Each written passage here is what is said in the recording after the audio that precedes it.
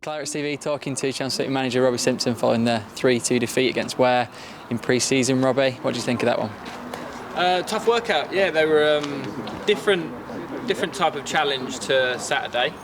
Thought Ware were a physical team, and it was a good learning curve, especially for some of our younger players. I was slightly disappointed with our start. We started slowly again. But fair play to the lads once again. They grew into the half and finished really strong and scored a really good goal.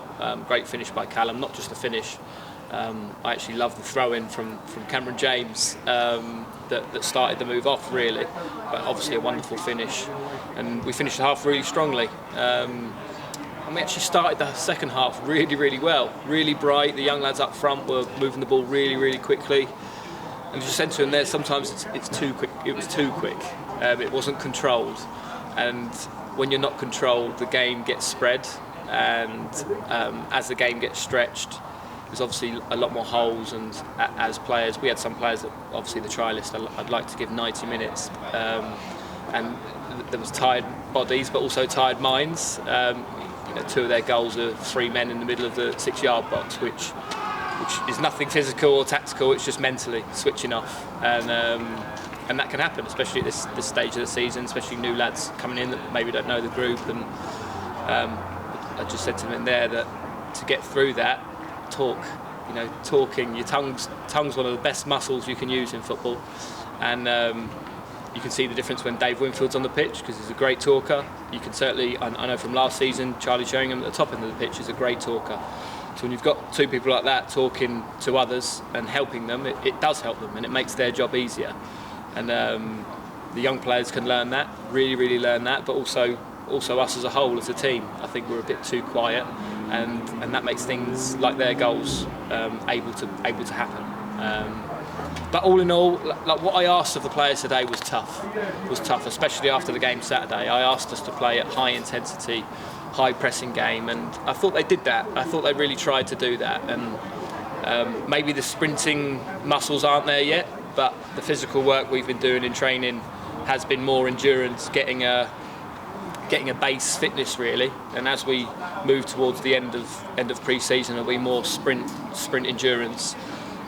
So the pressing game maybe did look a bit slow and not intense as I'd have liked, but I asked them to do it, and they stuck at it, and obviously that meant that gaps opened up, but they stuck at it, and I'm really pleased because it's in their legs now. It's in their legs, and we'll probably most likely do the same at Edinburgh on Saturday, because the more we can get that into their legs now, the easier it will be come August 14th. Yeah, and that was today again, like on Saturday. Again, you mentioned a slightly slower start. Do you think that's again a case of the opposition having played more games than us at this point in pre-season, but it will come for us later in pre-season? Potentially.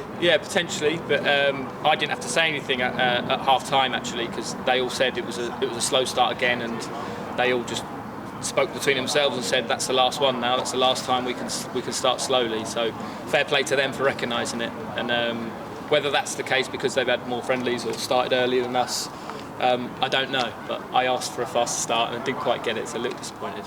But it was the same again, wasn't it, as Saturday, that after the goal, which was a spectacular goal from Callum, it really kicked the team into life, didn't it? And it was much better for the rest of the first half. Yeah, I think not only goal, but I thought the goal was coming actually. I thought 10 minutes before that they started to get their rhythm, really passed the ball well, but passed the ball with purpose as well.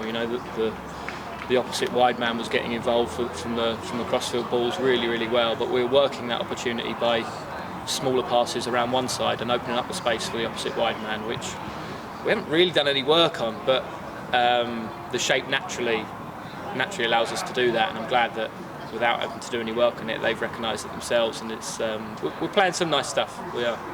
And with 8 changes at half-time, although we started quickly in the second half, obviously it's important at this stage in pre-season. Do you think that sort of had an impact on the second half? Not really. I mean, it's pre-season, so the mentality is it's pre-season, and you're getting 45 minutes, and you're coming in at half-time. I haven't watched the first half. But we started really brightly, and those 3 young boys up front worked their socks off. They really did, and I just said to them there, the learning curve for them is just how reliable you have to be with the ball up there.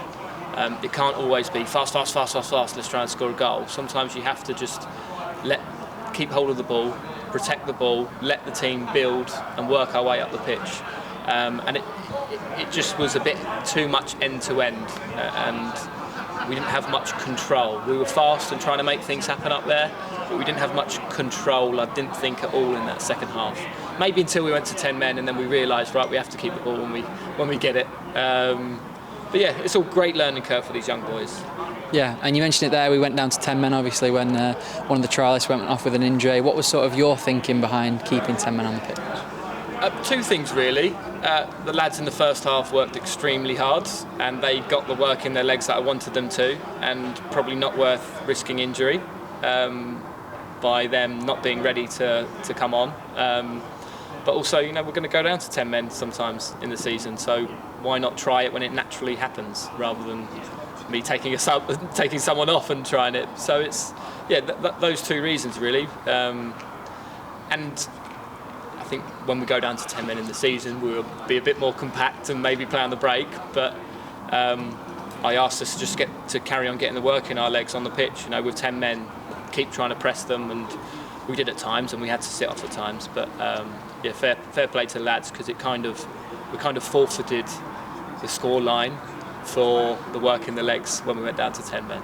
But I'm pleased with the work and how they stuck at that.